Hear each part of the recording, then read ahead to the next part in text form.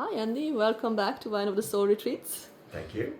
We are just about to start the first ceremony of this retreat, so I wanted to have these little interviews with you guys to see what did you get out of these retreats with Wine of the Soul Retreats. Now for you, I think it's your second time here, right? Correct. When was the first time? So it was back in October last year. What did you feel you got out of it? I learned a lot about myself. I shared a space with other human beings, and it was just a magical experience.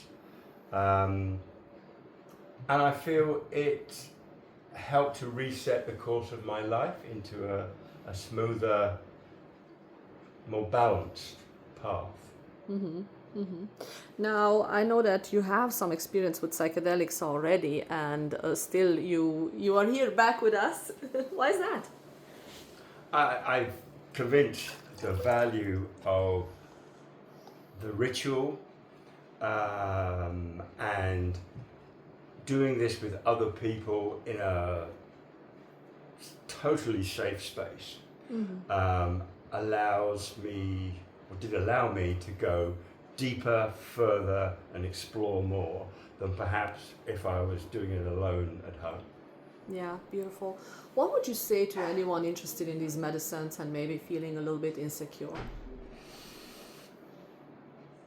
That's a difficult question because it's so generalized.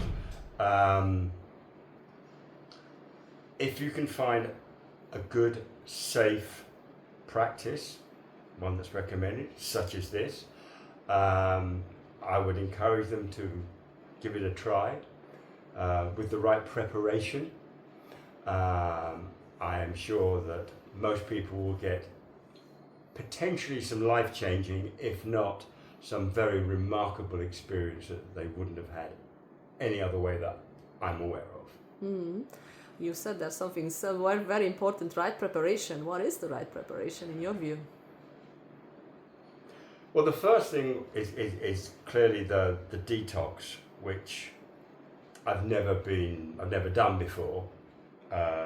So I come with a clean body, and I think the right mental preparation.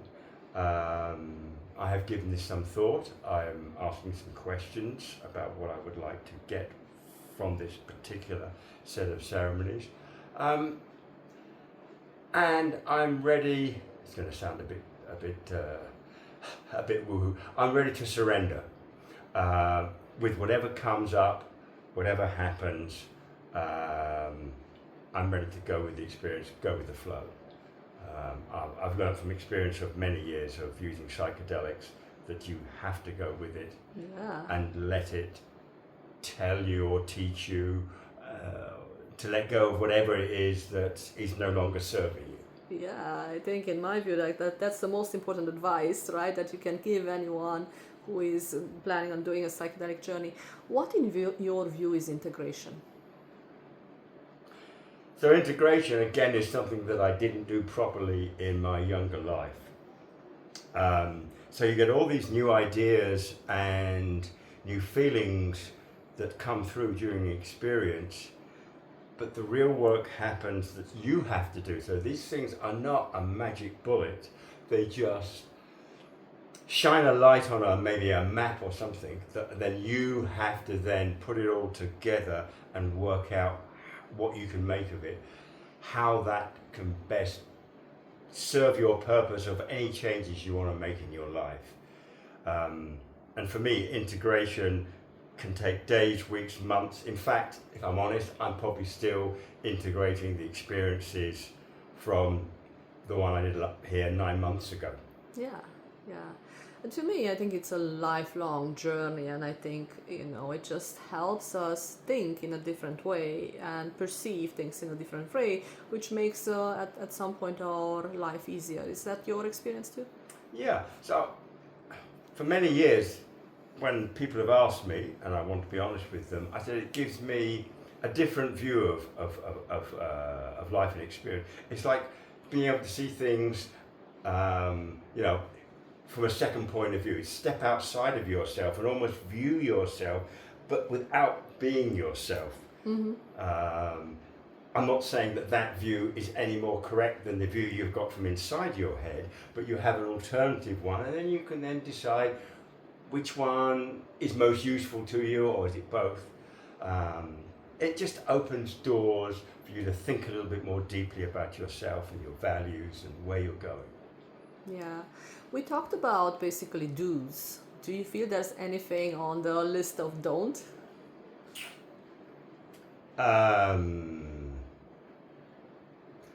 I would not do a psychedelic experience or a retreat if I was feeling particularly angry or over emotional, because it will amplify those feelings. I would therefore avoid that and just say, no, I'm not ready. I'll postpone until I feel I'm in the right headspace, mindset to get the most from this. These are powerful substances that can unlock amazing things that are somewhere in the back of our subconscious. So I think the mental preparation as well as the body preparation is absolutely key to getting the most out of the experience, and hopefully having one that you will treasure and will potentially, set your life on a different course. Yeah, beautiful. I think you and I, we both agree that there's always a little bit of fear, a little bit of apprehension at the least, right? When we go into a ceremony, even if we have done hundreds of them, right? How do we deal with that? So, I feel it now, despite hundreds of experience, of the experience before. A bit of breath work, a bit of calming myself, a bit of a mantra, to surrender, to let go of whatever no longer serves me. And I hope that preparation, should things get tricky or precarious, I can come back to that and I can see it through. Yeah, well, we're also here to remind you. Yes. I have a saying, I always say that curiosity alone is not a good reason to try psychedelics. And fear alone is not a good reason not to try them. Yeah. No, I think we're all, it's like you're standing on the top board at the swimming pool, and do you want to dive off or do you not? And you have that same apprehension. Once you're prepared and you do it, then you dive in and it's wonderful.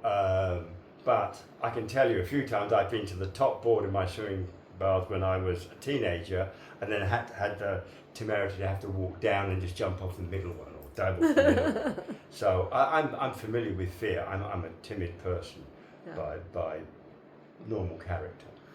Well, thank you so much for sharing, Andy, and let's start the ceremonies. Thank you very much. Thank you.